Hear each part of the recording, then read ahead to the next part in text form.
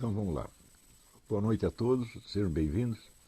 Antes de tudo, eu queria aqui noticiar a vocês que recebemos aqui um aviso de um dos nossos alunos, o Marco Veloso, que informa de um colega de vocês, um aluno aqui do COF, que foi ameaçado de morte por um professor da universidade, não sei se é da Universidade Federal de Goiás ou Universidade Federal de Goiás. Mas nós não temos mais detalhes, ô Marco, você por favor nos envie. Você pode aproveitar a segunda parte, onde vocês enviam perguntas. Você podia nos mandar mais detalhes sobre isso, qual é o nome do aluno, qual é o nome do professor, qual é o motivo dessa ameaça e ver o que nós podemos fazer para ajudar. Tá? Muito bem, então vamos lá. Essa semana eu queria continuar com aquele tema da gnoseologia, mas alguns acontecimentos durante a semana me inclinam a voltar um pouco ao tema do negócio da escola de Frankfurt, porque apareceu um artigo no site chamado Pragmatismo Político, que na verdade é comunismo político, não tem nada a ver com pragmatismo, nem sei por que adotaram este nome, mas em que um indivíduo estranhamente ele dizia duas coisas me pareceram importantes e dignas de alguma discussão, porque refletem confusões que qualquer desse pessoal da esquerda militante pode fazer a qualquer momento. O primeiro é que ele dizia que, por incrível que pareça, o Olavo de Carvalho enxergou marxismo cultural no George Soros. E, em segundo lugar, ele dizia que a ideia de que há um conluio ou uma aliança entre o grande capital e os movimentos de esquerda é uma ideia que foi posta em circulação pelo Hitler, que não é exato. Muita gente antes dele já falava disso e continuaram falando depois. Então, essa segunda parte não tem muita importância. O importante é o negócio do marxismo cultural. Então, vamos esclarecer desde logo. O Sr. Jorge Soros, até hoje, ninguém sabe qual é a ideologia dele e qual é exatamente o alvo que ele está visando com todos os seus empreendimentos. Essa é uma questão muito confusa, mas uma coisa eu garanto para vocês, marxismo cultural não é. Não é, e eu nunca disse que fosse, nem poderia ter dito. Se nós perguntamos como que as pessoas, um indivíduo pode chegar a fazer esta confusão, nós temos que remontar a própria questão, vamos dizer, da ideologia. O que é uma ideologia? A ideologia começa sendo, vamos dizer, definida por Karl Marx como não foi Karl Marx que colocou a palavra em circulação, foi Napoleão Bonaparte, né, que falava com desprezo das ideologues, que eram pessoas que defendiam propostas políticas de uma maneira aparentemente coerente, mas sempre baseado, vamos dizer, num grupo ativista, numa corrente que não era só de ideias, mas que visava de algum modo alcançar o poder e que raciocinava em função, então, dos objetivos desse grupo.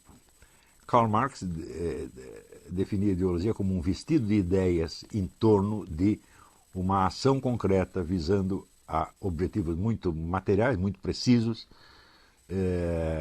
e em função de um interesse de classe determinado. Até hoje a palavra é usada mais ou menos com este sentido, tá certo? Mas, frequentemente, ela nas discussões públicas aparece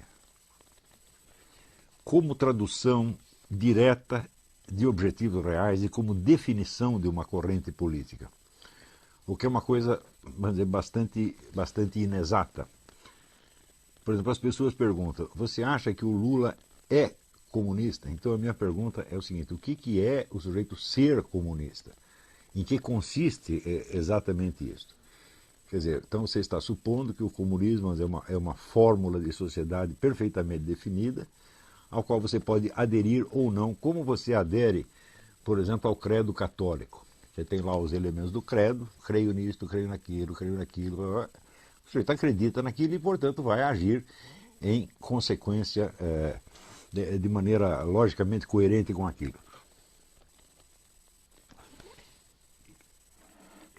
E é claro que esta visão é tremendamente ingênua. Em primeiro lugar, porque Não existe uma ideologia comunista, mas muitas diferentes. Né? Existe a versão leninista originária, existe a versão stalinista, maoísta, trotskista, etc, etc, etc. Então, precisa ver a qual dessas o sujeito aderiu e é evidente que nas suas discussões internas os comunistas se acusam uns aos outros de ser direitistas, de ser fascistas, etc, etc, o que mela um bocado o ambiente e introduz um coeficiente de confusão quase alucinante. Né? Então, isso quer dizer que você perguntar se um sujeito é comunista ou não, isso aí só leva você a confusões, porque você está supondo que existe uma equivalência entre uma crença interna, tá certo? E a sequência de ações que o indivíduo desenvolve. Tá certo? Mas, em primeiro lugar, se nós encostássemos um personagem como Lula ou Dilma na parede e lhe pedíssemos para ele expor qual é a ideologia marxista, ele não saberia fazer isso. Quer dizer, não tem conhecimento, nem vamos dizer, integração de consciência, integração de atenção para poder explicar uma coisa dessa. Portanto, o que ele nos daria seria uma série de imagens relativamente confusas. Quando o Lula disse não sabemos que tipo de socialismo que queremos, ele disse uma coisa perfeitamente verdadeira, quer dizer, eles não sabem exatamente para onde estão indo. A única coisa que eles têm certeza é que é o grupo deles que tem que permanecer no poder e dirigir o processo. Tá certo? O que esse grupo vai fazer é uma coisa que é tão indefinida que pode passar desde a ideia de, vamos dizer, de um governo de transição, ou seja, de um governo de acordos, como o próprio Lula disse, logo depois da sua primeira eleição. Ele deu uma entrevista à La Nación dizendo que, em função das circunstâncias, eles tinham sido obrigados a fazer aliança com setores social-democratas e até direitistas, mas que isto seria mais tarde jogado fora. O fato é que não foi jogado fora até agora. Está muito difícil jogar fora. Então, se vocês me perguntarem, o Lula tinha realmente a intenção, vamos dizer, de transcender essas alianças e implantar no país um socialismo? Eu não sei e ele também não sabe. Né? Porque simplesmente ele não sabe quanto tempo ele vai durar. Ele não sabe quanto tempo ele vai ter nas suas mãos os meios de ação para isso. Então, o que é certo é que o indivíduo sabe o que ele está fazendo no momento. E a visão que ele possa ter do desenvolvimento posterior dos acontecimentos é geralmente nebulosa e contém um coeficiente de flexibilidade quase alucinante. Quer dizer, o governante pode fazer praticamente qualquer coisa, tá certo? E justificá-la em função ou de um hipotético objetivo futuro ou das contingências do momento, tá certo? De modo que você tentar definir os grupos políticos em função do seu rótulo ideológico é uma coisa que sempre falha. Então, a coisa mais ingênua, mais burra que você pode fazer é dizer, olha, existe aqui o grupo comunista, esquerdista, estatista, e aqui você tem o grupo ou liberal, conservador, ou cristão, etc, etc, etc. Porque cada um desses grupos é tão confuso internamente que você tem combinações, como, por exemplo, os libertarians, que em função da sua... por motivos doutrinários, onde para eles, vamos dizer, a liberdade do indivíduo é tudo, eles podem apoiar a política como a liberação de drogas, que é o item número 1 do programa das Farc no momento. Tá certo? Então você vê um monte de liberais, direitistas, anticomunistas, lutando por um objetivo que é o principal, talvez, do movimento comunista na América Latina no momento. Então você vê como essas definições ideológicas elas não nos ajudam de maneira alguma a responder a pergunta fundamental da ciência política, isto é, quem está lutando pelo quê e com que meios e por que percurso. Ou seja, qual é o problema? Qual é o panorama real da disputa pelo poder? É este que é o problema fundamental da filosofia política, né? Quando Bertrand Russell disse que o conceito fundamental da filosofia política é o conceito de poder, ele estava montado na razão. Depois, quando ele tenta descrever quais são os tipos de poder, ele se mela todo, mas o conceito fundamental, ele acertou. Ele disse que o conceito de poder nas ciências sociais é tão importante quanto o conceito de energia na física. Bom, energia ninguém sabe exatamente o que é, e poder também não é uma noção das mais claras. Eu fiz o que eu podia para esclarecer isso, não fui o primeiro que tratou do assunto, mas uma coisa bastante óbvia é que o poder é uma possibilidade concreta de ação. A possibilidade abstrata todo mundo tem. Se disser, olha, eu quero ser papa, eu digo, bom, teoricamente todo mundo pode ser papa algum dia, tá certo? Mas quando eu digo possibilidade concreta, quer dizer que o indivíduo já tem de algum modo os meios de ação necessários para perfazer aquela ação e alcançar aquele objetivo. Esta possibilidade concreta é, vamos dizer, a de uma ação cujos instrumentos, de algum modo, já estão na mão do sujeito e que só falta ele acionar aquilo, de algum modo. Sem contar que outros podem ter outros planos e ter outros meios de ação que podem neutralizar, deter ou frustrar esta última. Tá certo? Mas o poder, de qualquer modo, então, podemos definir como uma possibilidade concreta de ação. Se você, isto aí se aplica, vamos dizer, a toda e qualquer ação humana. Por exemplo, você tem o poder de levantar essa cadeira e sair andando. Um paralítico não tem. E assim por diante. Se você é mais forte, você tem a possibilidade de ação concreta de bater no mais fraco e ele não tem a possibilidade de bater em você. Se você é mais rico, você tem a possibilidade de subornar um adversário e ele não pode suborná-lo de volta. Então, tudo isso são meios de ação.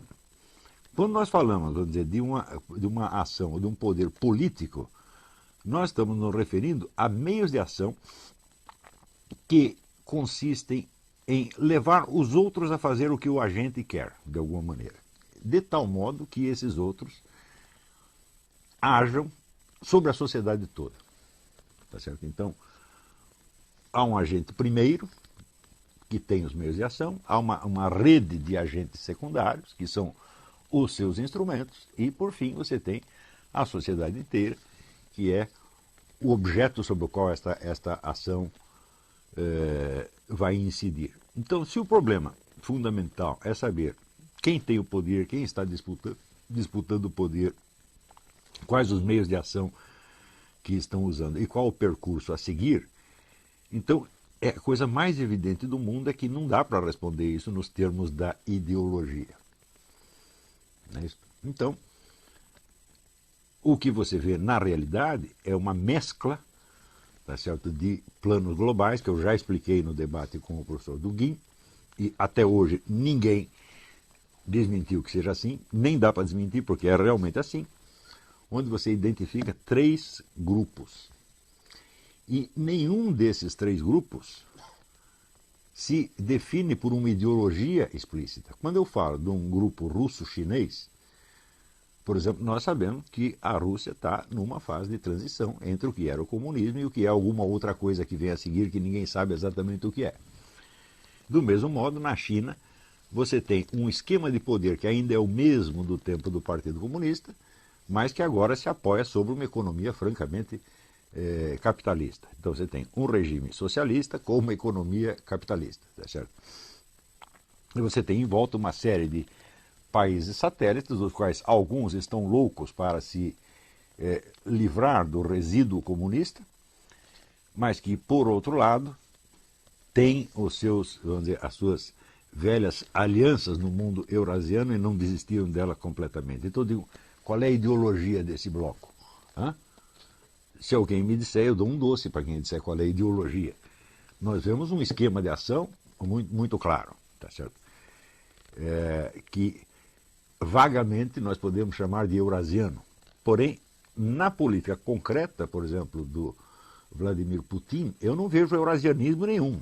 Eu vejo um projeto de restaurar o antigo Império Russo, usando talvez um discurso ideológico eurasiano como justificativa ou como meio de seduzir uma militância, ou coisa assim. É muito difícil você acreditar que milhões de chineses vão se sacrificar pela glória do Império Russo. Então é necessário vamos dizer, algum discurso que possa, vamos dizer, algum discurso inclusivo que possa, vamos dizer, persuadir muitas pessoas a lutar por uma coisa que não é do interesse delas, é que é somente do interesse da Rússia. De qualquer modo, você vê, basta eu te dizer isso aqui para você ver como o panorama ideológico nessa área é tremendamente confuso. O segundo bloco, que é o bloco islâmico, claro que nós podemos chamar o islamismo ou o islamismo radical de ideologia, mas o fato é que, para aqueles que estão envolvidos no processo, o islamismo é infinitamente mais do que uma ideologia. Não é isso?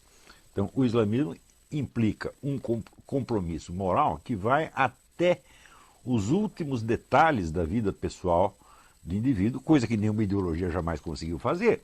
Se eu disser para você, olha, existe uma maneira islâmica de escovar os dentes, existe uma maneira islâmica de limpar o bumbum depois que você defeca, tá certo? Me mostra algum partido político que chegou, vamos dizer, a moldar a vida dos seus militantes até esses detalhes. Isso é absolutamente inconcebível. Então, é claro que uma concepção civilizacional e religiosa abrangente como o Islã vai infinitamente além do que nós poderíamos denominar ideologia, tá certo?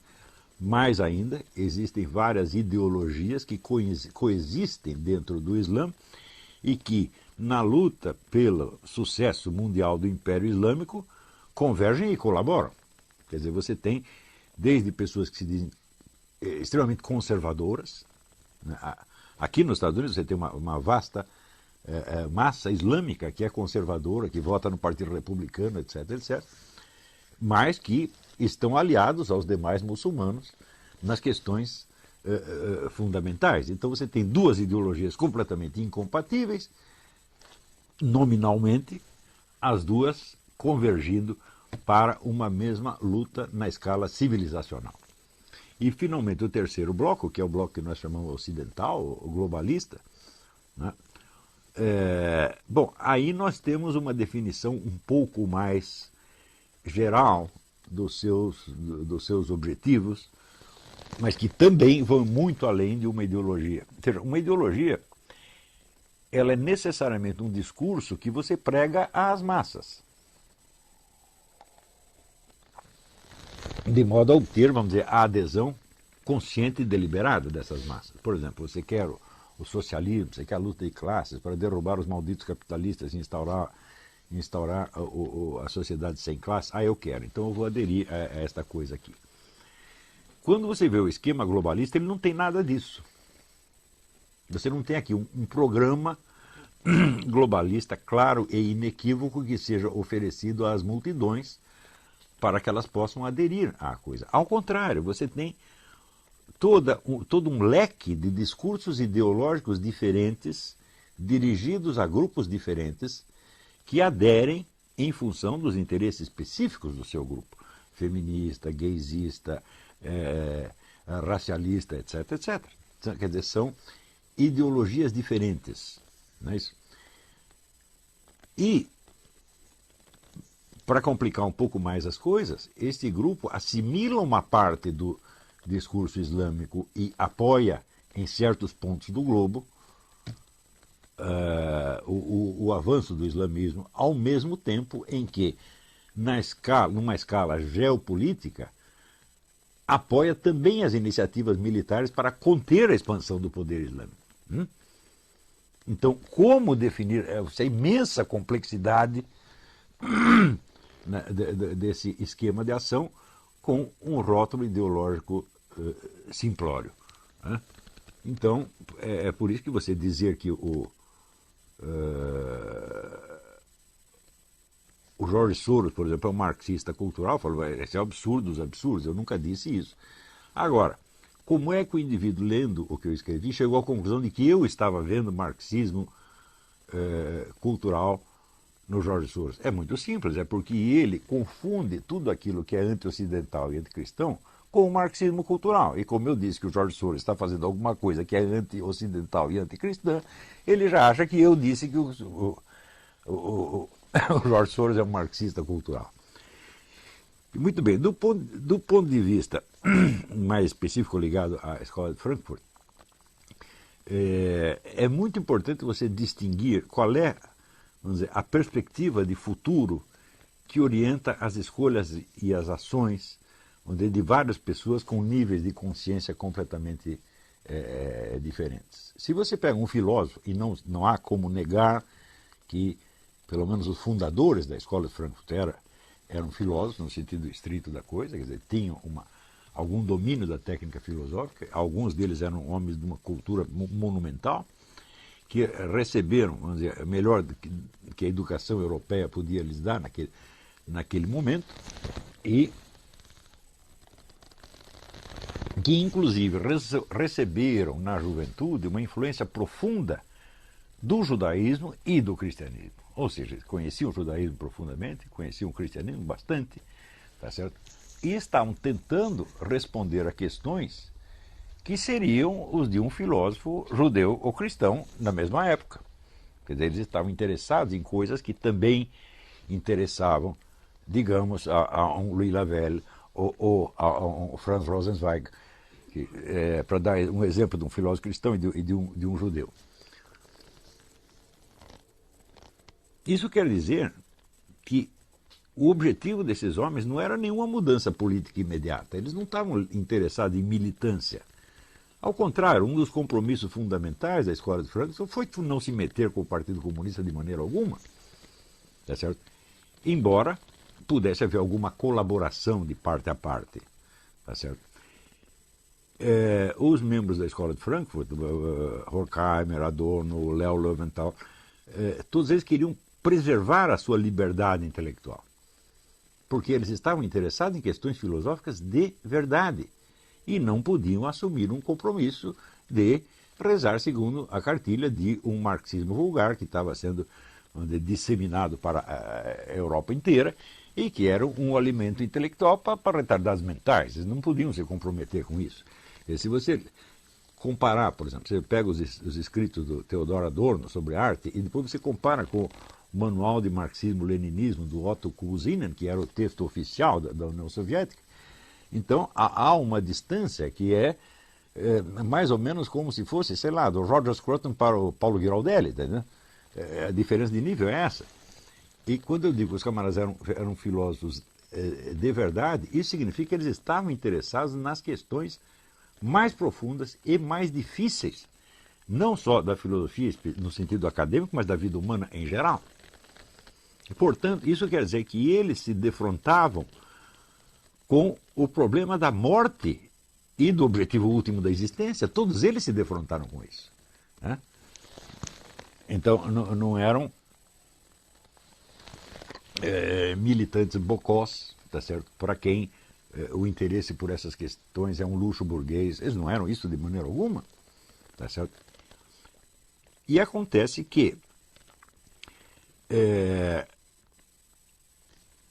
eles tinham, de algum modo, o senso da eternidade. No início todos eles tinham, tá certo? Mas, por algum motivo, que é biográfico e deve ser estudado separadamente em cada caso,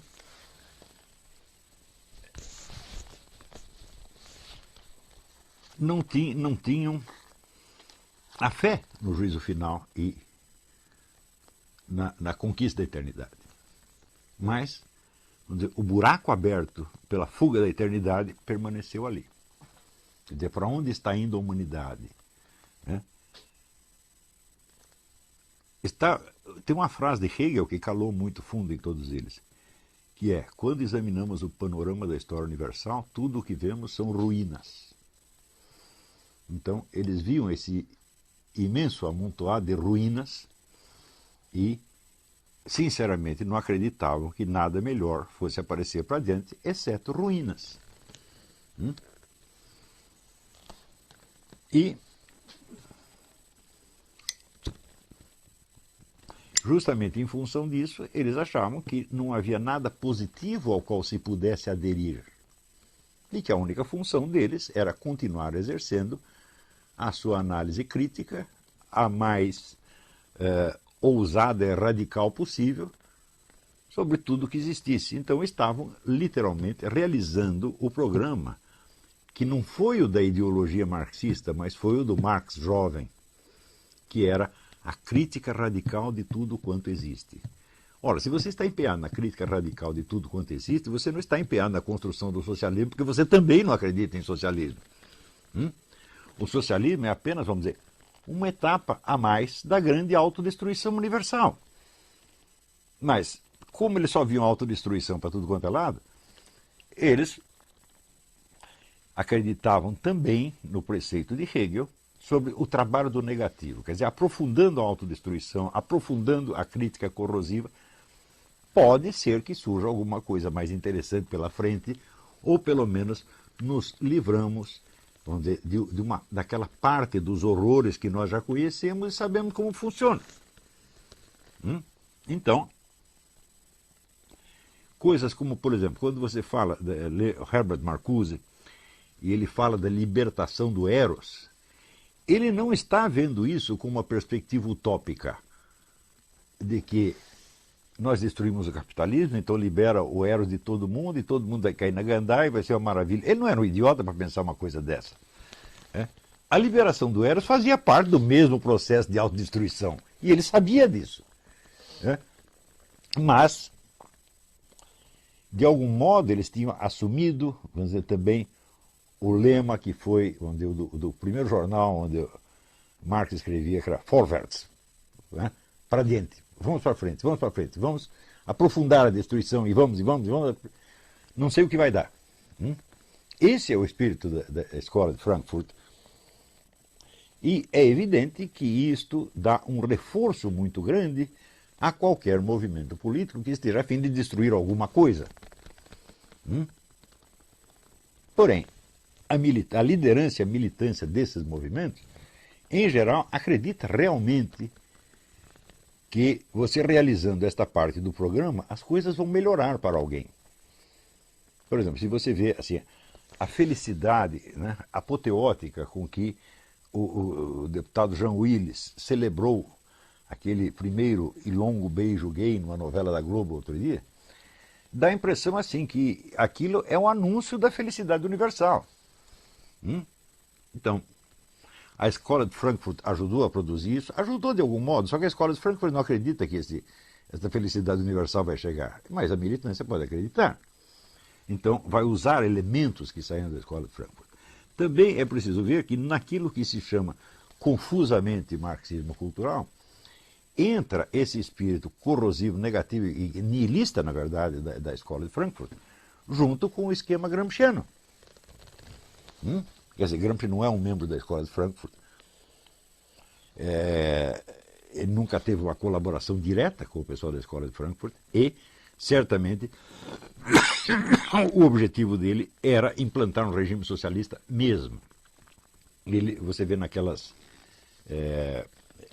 algo do espírito utópico, utopicamente esperançoso do movimento socialista, ainda está vivo no Gramsci. Você vê isso naquelas historinhas infantis que ele escrevia para a filha, prometendo um mundo onde tudo será mais belo. Então, quer dizer, ele não participa do estado de espírito analítico corrosivo da escola de Frankfurt. Porém, esse estado de espírito pode ser usado para fins que são os da Revolução Cultural Gramsciana. Também uma coisa que converge com a outra, mas não é a mesma coisa. Tá certo? Por isso é que eu não gosto muito, embora eu mesmo tenha usado esse termo, a gente às vezes, claro, você não pode ter uma clareza terminológica inteirinha pronta de uma vez para todas. A gente vai percebendo as coisas mais aos poucos. Então, no início, quando você está arranhando um assunto, você usa os termos com que a coisa é designada no debate geral. E depois que você os examina. Isto faz parte da natureza da filosofia. Já expliquei para vocês. Isso é lição de Hegel. A dialética avança superando conceitos parciais ou até falsos. Mas você tem que usar os conceitos parciais porque são os únicos que você tem e são aqueles que são usados no debate público. Novamente, eu lembro que só existe uma dialética onde existe uma retórica antes. Então, o que é uma retórica? É uma arte da persuasão. É uma maneira de induzir as pessoas a fazer algo que você quer que elas façam. Então, o argumento retórico ele não é verdadeiro nem falso, ele tem que ser persuasivo. Ele pode coincidir com a verdade, pode coincidir com o erro. A retórica não visa enganar as pessoas, mas também não visa lhes dizer a verdade. Então, visa apenas a induzi-las a uma determinada ação. Se não há uma multiplicidade, uma rede de discursos retóricos circulando na sociedade, a mente dialética não tem o que examinar, porque a dialética é a confrontação dos discursos retóricos contraditórios e a sua articulação e comparação em termos mais rigorosos para chegar ao quê? A uma proposta de ação? Não, para chegar a uma aproximação da verdade naquele debate. Então, é claro que todo exame dialético parte de termos usados retoricamente, que mais tarde, no curso do exame, você vai superar e jogar fora. Então você diz, mas antes você usava o marxismo cultural, agora você não usa mais. Mas isso é natural, isso é inevitável no exame filosófico, meu Deus do céu. Se eu não partir de conceitos parciais que estão circulando na discussão pública retórica, eu vou examinar o quê? Então, o dialético ele está perante os discursos retóricos como um juiz está perante os discursos das partes. Quer dizer, você vai ter que partir dos elementos que as partes lhe forneceram, contra ou a favor. É isso que você tem na mão. E no curso do exame você vai superando aquilo e você pode, chegar, a uma aproximação da verdade que confirma um dos lados, desmente os dois, confirma os dois, pode dar qualquer coisa, né? Então, o primeiro problema que eu vejo, né, no conceito de marxismo cultural, embora eu mesmo o tenha usado provisoriamente, é que a perspectiva gramsciana não é a mesma da Escola de Frankfurt. A Escola de Frankfurt nada tem de utópico. Eles não acreditam em nada. E quando propõem coisas como, sei lá, revolução sexual, etc., etc., para eles isso tem um caráter experimental. Que pode ser bom, pode ser ruim, tá certo? Mas em última análise só faz parte do processo de autodestruição e da produção de novas ruínas. Ao passo que em Gramsci existe ainda o forte elemento da esperança utópica. E quando se diz então que um sujeito é um marxista cultural, pode ser qualquer dessas duas coisas. Ele pode ser, vamos dizer, um verdadeiro nihilista destrutivo, como Herbert Marcuse, ou pode ser um utopista, tá certo? Como o nosso John Willis, que acredita num paraíso gay. Então eu digo, bom, mas evidentemente não é a mesma coisa. Então, o próprio conceito de marxismo cultural não basta para definir ninguém, tá certo? Em termos, vamos dizer, do conteúdo, seja do seu discurso ideológico, seja da lógica real das suas ações. A gente sempre tem que distinguir as duas coisas. Existem sempre dois níveis de discurso. Você tem um discurso puramente ideológico, que é para os militantes, as massas, em geral um discurso de autojustificação, e você tem a lógica interna da ação, que não é um discurso para as multidões, embora não seja necessariamente secreto. Ele é um segundo nível, que é, vamos dizer, a articulação e o planejamento das ações de uma maneira a mais racional possível. Você nota esse contraste, por exemplo, se você examina a propaganda do PT e os discursos dentro do Foro de São Paulo. Não são a mesma coisa, evidentemente, nem poderia ser. Ou os discursos nas assembleias internas do próprio PT. Então, a simples existência desse duplo nível torna inviável você descrever as correntes em luta nos termos da sua, aspas, ideologia. Quer dizer, o discurso ideológico ele já é ambíguo por sua própria natureza e também é necessário levar em consideração esta regra que existe em todos os partidos comunistas desde a fundação do primeiro deles, que é o seguinte: o Partido Comunista sempre tem uma fachada pública e tem um comando clandestino. Quer dizer, o comando é sempre clandestino. Isto é regra geral. Por quê? Porque o partido pode estar na legalidade, tá certo? Mas não se sabe quanto tempo vai durar essa legalidade. Amanhã ou depois pode dar um golpe militar, uma coisa assim, e você está na ilegalidade. Então, se você expuser todos os seus mecanismos, você vai estar totalmente vulnerável. Então, sempre tem que ter uma parte mais reservada, tá certo? E é claro que a ideologia faz parte só da primeira camada, da camada popular. A lógica interna das ações pode ser, uma coisa tão alucinantemente diferente da ideologia, que um ingênuo vendo de fora pode achar até que aquilo é traição.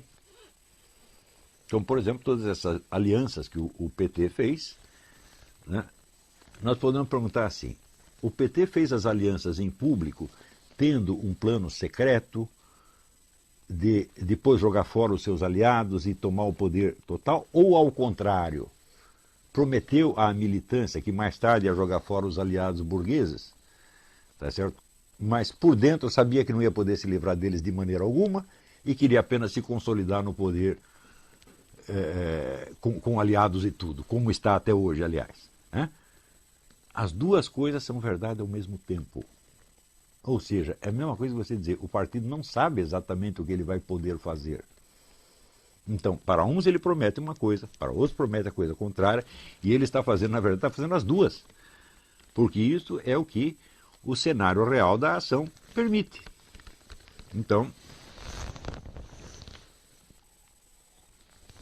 agora, como, vamos dizer, o papel aceita qualquer coisa e a tela de computador também aceita qualquer coisa, então você tem milhares de bobocas, tá certo? Pessoas, em geral jovens, sem experiência, sem leitura, tá certo?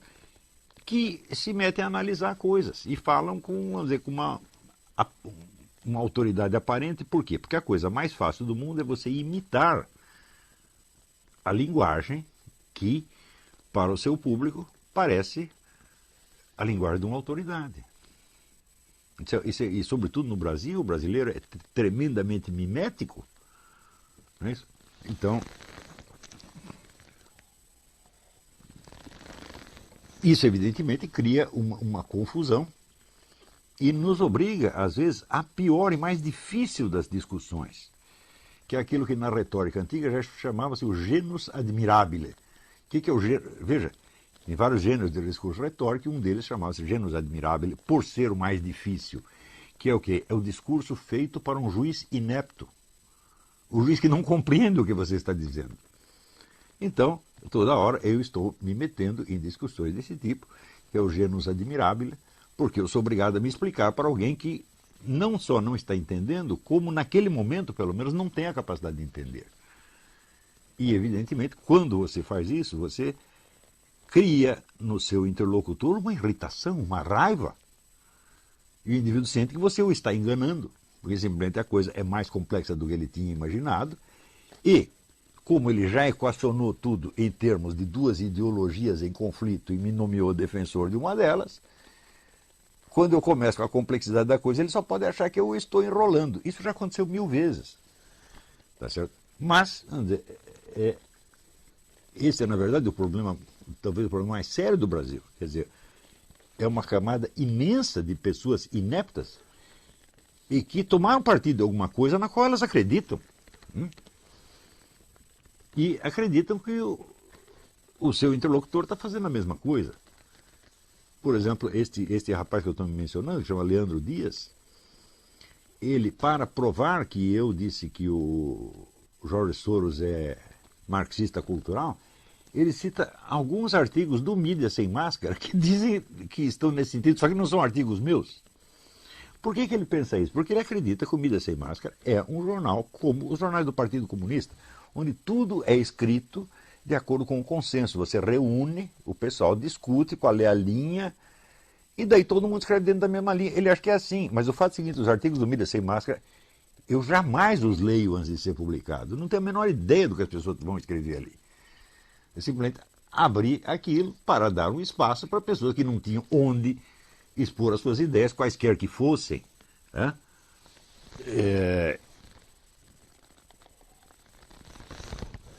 Então, eu falo, bom, no Mídia Sem Máscara, quando você tem uma impressão de pluralismo, não, o pluralismo existe mesmo, ele é real, ele não é uma camuflagem de uma linha secreta que nós estamos defendendo. Tá certo? Mas até essa complexidade já pode parecer excessiva para determinados interlocutores que estão acostumados. Olha, aqui temos nós com a nossa classe proletária, na qual não tem proletário nenhum, e do outro lado tem a classe burguesa, onde também não tem burguês nenhum, e eu defendo essa ideologia, ele defende aquela ideologia. Bom, isso faz parte, evidentemente, da discussão retórico-publicitária vulgar e não tem absolutamente nada com aquilo que eu estou querendo fazer. Quer dizer, eu estou fazendo um esforço monstro, gastando todos os meus neurônios para ver se eu entendo realmente o que está acontecendo, quem está lutando pelo quê e no que vai dar isso pelos próximos anos. E tentando formar um grupo de pessoas para que se capacitem para fazer esse tipo de análise. Por quê?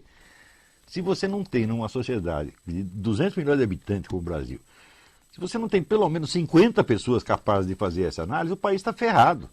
Aquilo vai ser um jogo de cabra cega, como está sendo no momento. É isso? Onde, veja, por um lado as pessoas se queixam de que estão sendo submetidas a um governo totalitário e por outro lado se queixam de que está tudo um caos. Digo, mas se está tudo um caos, quer dizer que ninguém manda. E se ninguém manda, então não pode ser totalitário.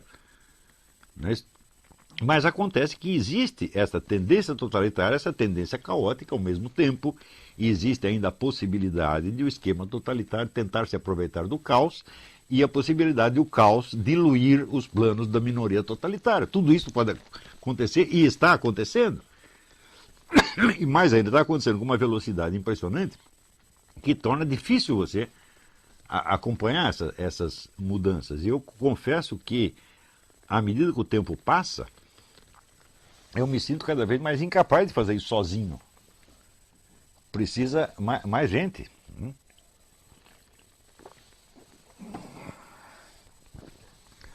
Então, isso quer dizer que na análise dessas coisas, vamos dizer, o mais estrito realismo em todos os detalhes é a coisa absolutamente necessária.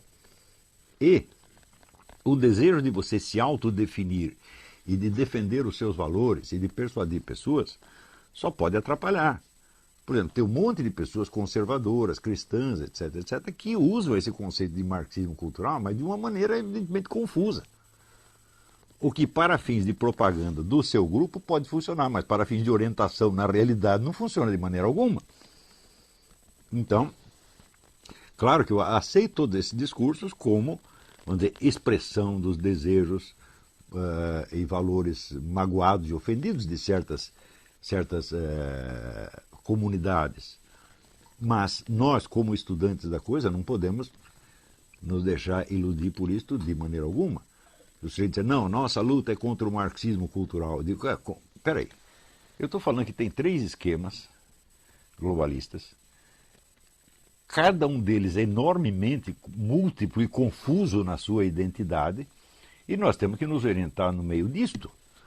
Tá certo? E perguntar, contra que você está? Fala, estou contra os 3, evidentemente. Mas existe alguma quarta proposta? Fala, não existe. Então, no momento, o nosso esforço é apenas para entender qual é o esquema que está nos querendo dominar e preservar pelo menos a nossa liberdade intelectual, quer dizer, a nossa capacidade de manter a cabeça em cima da lama e enxergar para onde ela está indo. Se conseguir fazer isso, você já preservou o principal. Se você me perguntar agora, existe alguém que controla o processo? Eu falo, existe, Deus e o diabo. O diabo dá um palpite, Deus mexe o pauzinho para encaminhar para outra direção, e nós não entendemos nem o que um nem o que o outro está fazendo. Agora, existem agentes humanos, existe o governo secreto? Eu falo, não, existe uma presunção de governo secreto. Mas se você for ver direitinho, por exemplo, a ideia de um governo mundial, na década de 20, 30, 40, os caras já estavam planejando um governo mundial para a década de 80. E não chegou até agora. Quer dizer, já está 3 ou 4 décadas atrasado. Então isso quer dizer que eles não têm aquele poder diretivo que eles gostariam de ter. Também, vamos dizer, a própria questão da possibilidade de você dirigir o curso da história, essa é uma coisa que preocupou profundamente os próprios membros da escola de Frankfurt, e eles não têm resposta para isso. Então, veja, você ter poder sobre determinadas pessoas é uma coisa, e você ter poder sobre o curso das coisas é outra completamente diferente. Nem sempre aquele que domina muitas pessoas tem o poder de determinar o curso das coisas. Né? Esses são elementos completamente diferentes, mas praticamente não há discussão política na qual não surja a confusão entre esses dois fenômenos totalmente diferentes. O sujeito acha que aquele que domina as pessoas está dominando, dominando o processo. Eu digo, isso é inteiramente absurdo. Né? Mas, na verdade, quando você vê os discursos de autojustificação desses grupos globalistas, eles se esforçam ao mesmo tempo por dar a impressão de que dirigem o processo e por dar a impressão de que eles nem existem. Então, só de você se orientar no meio desta contradição já é uma coisa terrível. Por exemplo, você vê, quase que diariamente, você vê discursos de que não, nós temos agora problemas de escala global que não podem ser resolvidos nas esferas das respectivas soberanias nacionais, portanto, nós temos que acabar com as soberanias nacionais e governar tudo desde a ONU. Os caras dizem isso e no instante seguinte, se você fala de governo global, eles riem na sua cara. Ele está dizendo governo global, isso é teoria da conspiração. Então, quer dizer, existe uma confusão, em parte proposital, tá certo? E em parte uma confusão autêntica que está na própria cabeça deles, porque você imagina que a cabeça de um agente globalista que se pergunta até onde nós temos o poder de dirigir essas coisas. Ele também não sabe. Né?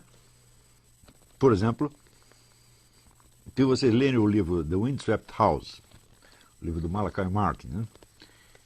Ele mostra como já nas décadas de 80, 90, havia a ideia de diluir a identidade própria da Igreja Católica e transformar a Igreja Católica numa espécie de gerência geral das religiões. Uma espécie de unidade transcendente das religiões administrada desde Roma. Essa era a ideia. Então, agora imagine que você é o Papa. E os caras te propõem isto. Eu digo, muito bem, você pode, num primeiro momento, ficar escandalizado, falar, não, eu sou o Papa da Igreja Católica, só a Igreja Católica tem os meios de salvação, eu não quero misturar a minha igreja com essas falsas religiões, ou falsas revelações. Isso é um lado, isso existe. Por outro lado, ele diz, bom, aqui nós temos duas opções. Ou eu aceito essa brincadeira, ou eles jogam todas contra nós e acabam com a gente. E existe sempre a possibilidade de eu assumir este jogo e virar a mesa depois. Ou seja, ganho todo mundo para a Igreja Católica. Existe essa possibilidade também. O que você faria se fosse Papa? Eu, graças a Deus, não sou Papa e eu não estive com esse problema na minha mão e não tenho como resolvê-lo. Mas eu vejo que os analistas da questão não são capazes sequer de se colocar esta dúvida que evidentemente esteve na cabeça de todos os papas desde João 23. Daí também a nossa dificuldade de analisar as declarações do Papa presente. Tá certo? Se você perguntar o que ele quer, fala, não tenho a menor ideia do que ele quer. Mas eu acho que ele também não tem. Mas ele não é burro, ele tem assessores, ele tem todo, vamos dizer, a gama dos dados inteiro está na mão dele, e ele, algum esforço ele deve estar fazendo para entender isso. E para desenvolver alguma linha de ação. Esta dificuldade existe na mão de todos os agentes. Qualquer que seja o caso, os nomes das correntes ideológicas nunca servem para você descrever um curso de ação real, embora eles sejam um componente inevitável. Porque tem gente que, quando a coisa fica um pouco confusa, ele diz, não existe mais esquerda nem direita, não existe mais comunismo. Claro que existe. Eles não são, vamos dizer, os esquemas gerais articuladores da coisa, mas eles são elementos que estão lá presentes. As ideologias não descrevem o panorama real, mas são elementos presentes no panorama real. Então, vamos dizer, o desejo urgente de se autodefinir, de tomar partido, eu entendo que é um desejo legítimo, sobretudo da parte de representantes de grupos que foram ofendidos, ou que são perseguidos, etc. Tudo isso é moralmente legítimo, tá certo? Mas intelectualmente tudo isso não significa nada. E eu certamente não fiz este curso para criar mais militantes do que quer que seja, nem mesmo das causas mais nobres do universo. Né? Porque militante nunca falta. Sujeito para tomar partido e sair falando, tem montes. Você não precisa fazer o seminário de filosofia para fazer uma coisa dessa. Né? Você pega lá um pouco de catequese na igreja, ou pega um manual de instruções do Sem Terra, do PT, e pronto, você está capacitado para fazer o discurso ideológico.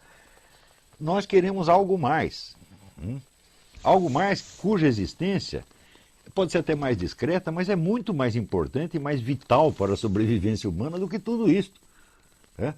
Nós precisamos garantir que a inteligência humana não será submergida, tá certo? Pela maré de confusões, mentiras, alucinações, etc, etc. Isto é muito mais vital do que lutar pelo que quer que seja. Porque se você luta e não sabe contra o que está lutando, o outro também não sabe, tá certo? Então provavelmente vocês vão se matar por nada. Né? Então muito bem, vamos fazer uma pausa, daqui a pouco a gente volta. Então vamos lá, eu vou responder poucas perguntas porque eu estou muito cansado hoje, vocês me desculpem, mas em primeiro lugar, essa questão aí da ameaça de morte, aqui nós temos duas versões, uma baseada no que foi publicado no Facebook, que foi mandada aí pelo Marra Signorelli, e outra que foi mandada pelo Marco Rossi, que é baseada em testemunhos orais. Quer dizer, o indivíduo teria feito pelo Facebook apenas uma ameaça de agressão, mas oralmente para outras pessoas tinha ameaçado dar um tiro no rapaz. Eu acho que essa é uma questão policial, você tem que imediatamente procurar um advogado e dar uma queixa-crime aí, não tem que esperar não. Você não vai esperar o sujeito executar a ameaça para depois tomar alguma providência. A ameaça em si já é um crime, evidentemente. Se você tem testemunhas, se existem testemunhas de que o indivíduo ameaçou de dar um tiro no rapaz, então tem que dar uma queixa anteontem. Não tem que esperar ele dar o tiro, não. Ou dar o tiro ou desistir de dar o tiro, né? Aqui tem uma pergunta do André Luiz, uma pergunta muito interessante. Ele diz, no vídeo Imaginário a Unidade do Real, o senhor disse, se a filosofia de Kant pode ser escrita e publicada, é porque ela está errada em algum ponto. Veja se as minhas conclusões sobre essa frase estão certas. Kant, ao escrever sua filosofia, tende a admitir a unidade dele mesmo e dos elementos físicos à sua volta no espaço e no tempo, visto que ele levou tempo para escrevê-la. Se foi possível a publicação de seus escritos, fatalmente temos de admitir a unidade de uma infinidade de elementos físicos no tempo e no espaço. Bom, esse raciocínio não está errado, mas o que eu pensei não foi exatamente por aí. Quer dizer, que o Kant está provando a sua unidade pelo fato de publicar o livro. É claro que ele está, mas para raciocinar mais kantianamente, o fato é que se ele escreve o livro, publica o livro, é que ele espera que você, por trás, vamos dizer, da aparência gráfica, das letras escritas, apreenda a forma de um pensamento que é o mesmo que ele teve. Agora, se você não pode apreender nem sequer o ser em si de um elefante que está na sua frente, como você poderia apreender o ser em si de um fluxo de pensamento? Seria quase impossível. Então, a dificuldade que eu vejo não é que o Kant está entrando em contradição consigo mesmo, na medida em que ele prova a sua unidade ao escrever o livro, porque ele não nega a unidade do real, ele somente diz que ela se forja na nossa mente, que os estímulos que nós recebemos são totalmente caóticos e que nós, de algum modo, projetamos as nossas categorias, entre as quais a de unidade e multiplicidade, nos elementos colhidos da experiência, tá certo? Mas, mesmo nesse caso, nós só pegamos uma forma fenomênica, a questão da coisa em si não se coloca. Mas eu digo, bom, mas se eu exponho um pensamento, eu quero que apreendam apenas a sua forma fenomênica ou o pensamento mesmo. Então, esse problema ele não chega a se colocar, ele não está, aparentemente ele não está consciente disso. Tá certo? Então, o que eu vejo não é o problema de Kant estar se desmentindo, mas o fato de Kant estar esperando que o leitor faça uma coisa que, de acordo com a teoria do Kant, o leitor não poderia fazer.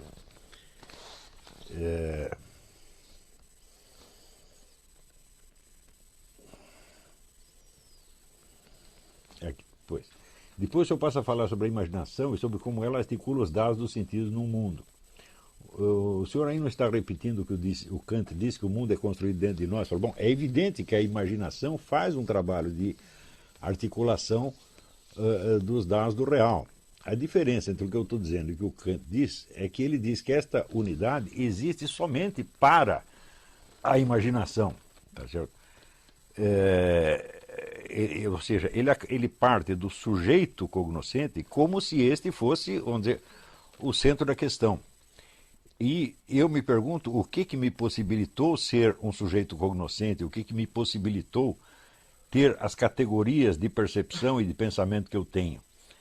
E eu vejo que tudo isso aí já tem, na sua raiz, uma relação com o mundo físico que nos rodeia. Ou seja, as nossas categorias de pensamento não estão no nosso cérebro. Aliás, se fala que está no cérebro, o cérebro também é apenas uma parte do mundo físico e é uma percepção que eu mesmo tenho do meu mundo físico, de maneira que a coisa entra num círculo vicioso.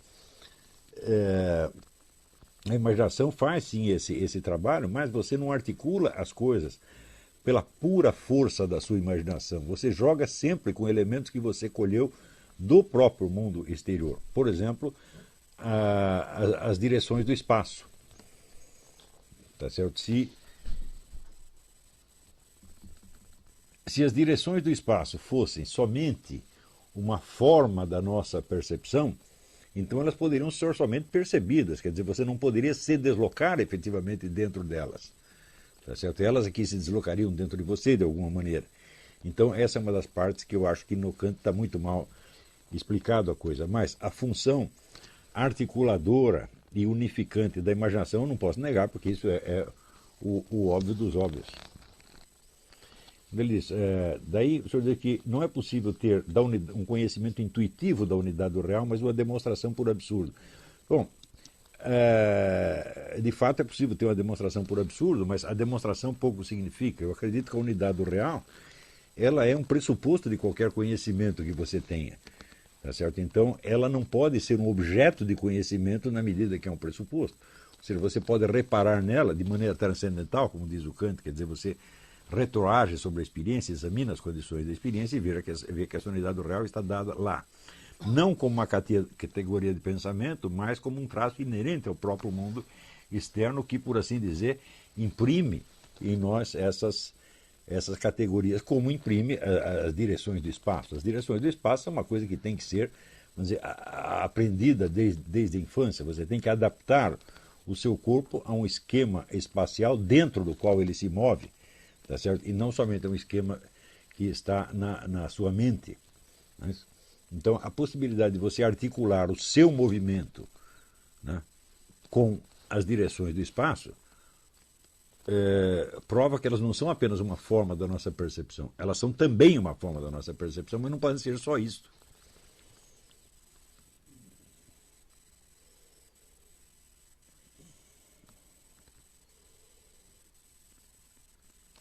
Daí ele me pede alguma indicação sobre como aprender a língua italiana, inglês. Bom, eu sempre sugiro o método Pimsleur, P-I-M-S-L-E-U-R. Eu acho que é o melhor método de aprendizagem de qualquer idioma. Agora, eu acredito que para você importar isso aí para o Brasil, sempre você vai ter algum imposto de importação, vai sair um pouco mais caro do que se você estivesse aqui. Mas, de qualquer modo, não é assim, nenhum absurdo. Você pode ir comprando fase por fase do curso. Né?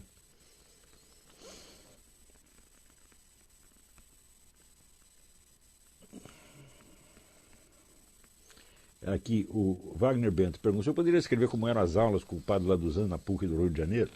O padre Laduzan tinha um método muito característico. Ele colocava uma questão, ele primeiro articulava uma questão, depois ele abordava essa questão desde o ponto de vista das várias escolas de filosofia, desde o começo dos tempos, assumindo aquela posição como se fosse a dele. E no dia seguinte ele fazia a crítica daquilo desde o ponto de vista de uma escola subsequente. E daí apresentava um segundo ponto de vista, um terceiro, e um quarto, e um quinto, até que no fim ele propunha uma solução dele mesmo, geralmente inspirada na escola fenomenológica da qual ele era um representante. De modo que ali você aprendia a assumir as várias filosofias, isso era importantíssimo, não apenas como dados históricos, mas como possibilidades do seu próprio conhecimento. Quer dizer, de certo modo, você era Parmênides, e era Heráclito, e era Platão, e era Aristóteles, e assim por diante. Quer dizer, você tem a pegar uma dimensão parmenídica do seu pensamento e da sua percepção do mundo, depois uma dimensão heraclítica, de modo que a absorção dos filósofos não era cultura histórica, era um treinamento de técnica filosófica. E isso que era o mais maravilhoso nas aulas dele. Né? Existem algumas apostilas que sobraram, elas dão uma vaga ideia do que era, mas ele não documentou muito bem o ensino que ele deixou. E, além disso, a escrita dele é um pouco dura, porque o português não era a língua originária dele. E no oral ele compensava muito bem isso. Se não dava certa frase de um jeito, ele fazia de outro, e no escrito não dá para fazer isso.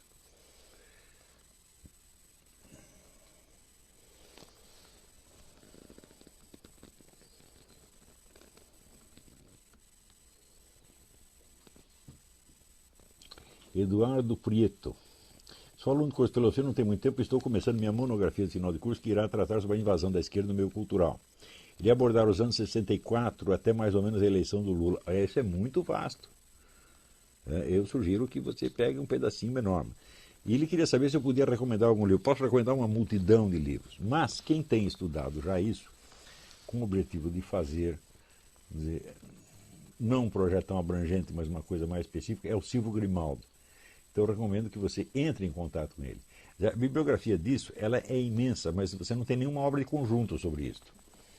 Se você procurar, por exemplo, uma história da esquerda guerrilheira, você tem o livro do Luiz Mir, tá certo? E sobre a militância esquerdista na cultura, você tem um livretinho da Heloísa Buarque de Holanda. Existem muitos outros livros sobre isso, mas todos eles só valem como documentos. Quer dizer, nenhum livro científico que você possa tomar como base. Você tem muitas narrativas de porta-vozes da esquerda. O próprio livro do Zuenir Ventura, 1968, o ano que nunca acabou, é muito importante. São depoimentos de personagens, de agentes históricos que dão lá, contam a história pelo seu ponto de vista. Então serve como documentos. Entre a abordagem deles e a sua, vai haver uma grande diferença. É a famosa distinção entre o discurso do agente e o discurso científico, o discurso do observador científico. Mas entre em contato com o Silvio Grimaldo e ele vai te ajudar nisso aí. Aqui, o Guilherme de Berredo Peixoto envia um comentário, que não vai dar tempo de eu analisar isso aqui, mas eu vou ler o comentário dele inteiro. Podemos deixar para pensar nisso mais tarde. A respeito do seu comentário no assunto geocentrismo versus heliocentrismo, na aula retrasada, gostaria de fazer algumas observações úteis. O sentido imediato da descrição heliocêntrica ou geocêntrica é de uma descrição cinemática. Cinemática é pura descrição de um movimento sem levar em conta as forças que estão por trás desse movimento. É o mapeamento do movimento. Então, no contexto da física, dizer que a Terra gira em torno do Sol é dizer algo sem sentido, pois falta referência. Está correto, pois, dizer que a Terra gira em torno do Sol em relação ao Sol. É óbvio que, então, não é nem um pouco menos correto afirmar que o Sol gira em torno da Terra em relação à Terra. As duas afirmações são corretas e não se contradizem, de modo que, se considerarmos esse escopo puramente cinemático, geocentrismo e heliocentrismo são verdadeiros simultaneamente. Creio que é natural dar razão ao heliocentrismo sempre que adotarmos outra camada de significado diferente do aspecto cinemático. Nesse sentido, ambas as concepções, heliocentrismo e geocentrismo, são definidas nos seus aspectos dinâmicos. Quer dizer, a dinâmica vai em contra as forças que geram o movimento.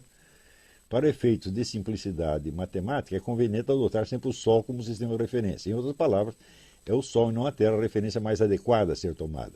Também é o Sol a referência mais adequada a ser tomada do ponto de vista da mecânica newtoniana. A mecânica newtoniana é formulada através de leis que tomam como referência um referencial inercial. Referencial inercial é aquele em relação ao qual um corpo pequeno e livre de qualquer influência externa permanece em repouso ou em movimento retilíneo uniforme. Na prática é impossível achar um referencial inercial, mas isso é outro assunto. Para efeito da descrição do sistema solar, o Sol se aproxima muito mais de um referencial inercial do que a Terra, isso é óbvio. Só que a mecânica newtoniana já foi superada pela relatividade geral. Então há também esse novo aspecto a ser adotado no enfrentamento dessa questão. Um dos princípios fundamentais da relatividade geral é a invariância por transformações gerais de coordenadas. Isso significa, em linguagem simples, que o referencial inercial não tem nenhum privilégio na descrição dinâmica de um fenômeno. Todos os referenciais são equivalentes. Em suma, de acordo com a teoria mais moderna sobre o sistema solar, já consagrada pelas observações, etc., dizer que a Terra gira em torno do Sol não é rigoroso definitivamente mais correto do que dizer que o Sol gira em torno da Terra. Existem todos esses, não vai dar para comentar muito isso aqui, mas existem todos esses problemas. A questão é terrivelmente espinhosa. Quer dizer, o sujeito tomar o heliocentrismo como se fosse um dogma é uma coisa inteiramente absurda, né? E também o fato de você dizer, bom, se não existem provas suficientes de uma teoria, também não quer dizer que essa teoria seja errada, né? Você vê, por exemplo, só para dar um exemplo, quando Einstein propôs, isso é coisa que pouquíssima gente sabe, quando Einstein propôs a constância da velocidade da luz, ele não sabia que isso existia. Ele escreve, eu não lembro a frase literal, mas era mais ou menos o seguinte. Ele diz, eu proponho isso nem mesmo como uma hipótese, mas como uma decisão de livre vontade. Ou seja, eu determino que a velocidade da luz é igual sempre e que ela é a constante. E daí vamos ver o que dá, vamos fazer o cálculo baseado nisso para ver se dá certo. Depois, mais tarde, apareceram meios de medir isso e viram que aquilo era realmente assim. Mas ele não sabia, né? Então, em ciência, todas essas coisas podem acontecer. Quer dizer, o próprio sujeito não tem prova da sua teoria e ele enuncia assim mesmo, mas depois aparecem as provas. Tá certo? Então, bom, eu só li isso aqui para dizer que você receber de maneira emocional uma afirmação como essa é coisa realmente de gente analfabeta que não acompanha as discussões, né? Muito bem, eu acho que hoje eu vou parar por aqui, tá?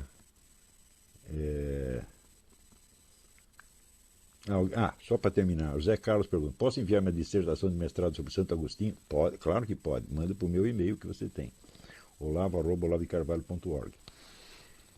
Então tá, hoje foi um dia excelente, porque eu comecei me queixando de que eu não tinha uma secretária para me ajudar aqui e apareceram então quatro candidatas, espero que pelo menos uma delas dê certo. Agradeço muito aquelas que se apresentaram, vou conversar com elas amanhã à noite e vamos ver o que dá. Muito obrigado a todos e até a semana que vem.